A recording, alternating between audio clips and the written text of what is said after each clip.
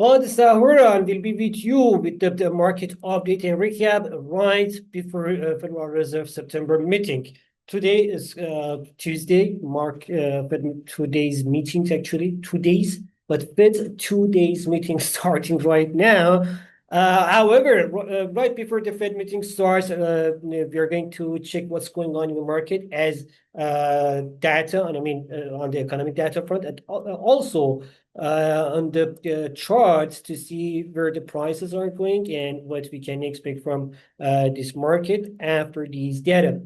The most important data so far we had, it was first from UK labor market data, where the unemployment rate was held steady at 4.7%, while the average earnings, including bonuses, increased by 4.7%, and excluding bonuses, increased by 4.8%. Generally, the markets, labor market sounds like fine with acceptable income.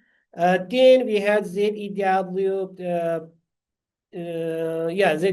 surveys from Germany and Eurozone. The current condition in Germany slightly fell further to minus 76.4, but current sentiment increased to 37.3, while in a Eurozone also the current sentiment, the current sentiment fell, but current condition fell, but the economic sentiment, which is for the next 6 months, in Germany increased to 37.3, and in Eurozone, the ZEW economic sentiment increased to 26.1.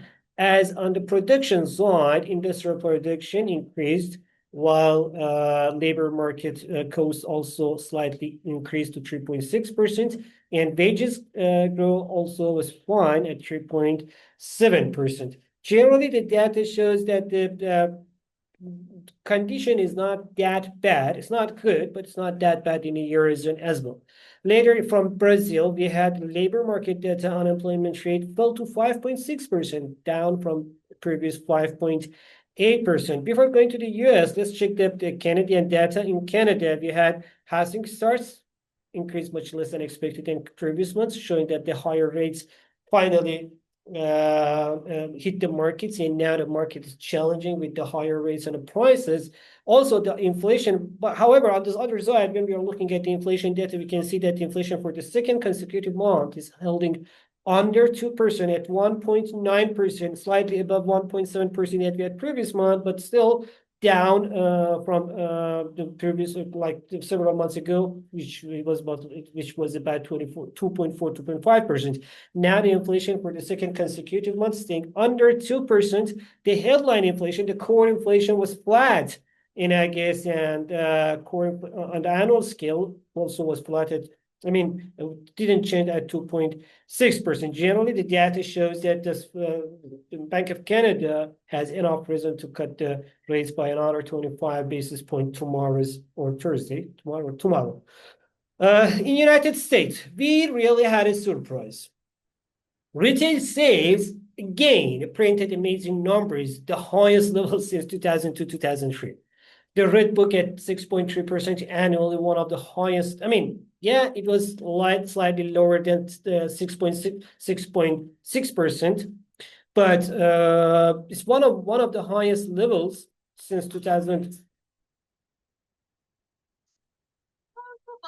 Oh, sorry.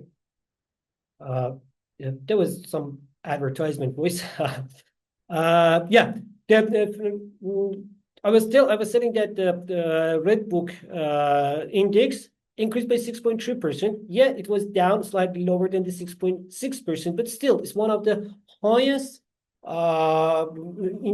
retail sales index since 2002, 2003. Generally, the retail sales increased amazingly. On the monthly scale, headline retail sales increased by 0.6%. Annual, 5%. Amazing. Core retail sales on the monthly scale increased by 0.7%. That shows that still the consumers have money and they are confident on spending more money. But the other surprise we saw in the export and import prices. The export price increased by 3.4% annually, And on the monthly scale, export price increased by 0.3%, one of the highest since 2002, 2003. On the import side, the import price index on the annual, on the annual scale, it was zero. I mean, it was flat, but 0%. But on the monthly scale, import price also increased by 0.3%. These data says that this underlying risks of inflation, this is still there. And probably what the Fed members say is that we should be more curious and go data-based on, decide data based on the market and based on the market data. And we shouldn't go so fast with the 0.50% or higher rates cut. That's what exactly they say. And that now we can see that's totally correct.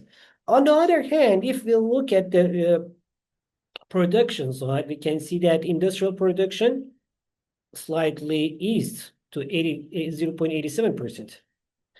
On the annual scale. On the monthly scale, it increased only 0.1%. Manufacturing production also increased only 0.2%. The housing market index stayed unchanged at 32%, and retail inventories increased by only 0.1%, while the wholesale inventories or business inventories also, the business inventories also didn't change at 0.2%. These data says that, yes, inflation is there. The risk of higher inflation is still there, and we should be more careful about the inflation risk. But at the same time, economic growth also needs more attention. Let's check the chart and see with these data in the chart what we can expect. US dollar index, which has been falling so far today and surprised the market by falling under 97 mark, while generally we were expecting to see the dollar index between 97 and 98 before Fed meeting, until the Fed meeting and the data published, and especially the statement published with dot plots. But what we see now is that now these data shows we shouldn't be too much confidence on higher rates cuts. With these data, we should be more careful about the market condition. And that's why the dollar index, which was falling, we should expect some recovery, and probably dollar index again can reverse back towards 97. The gold, still the market condition, the weaker dollar helped the gold to increase higher. At the same time, these data was negative for the stock markets. We can see that the Dow Jones, Nasdaq, and that's the Dow Jones. Here is the Nasdaq, and that's S&P 500.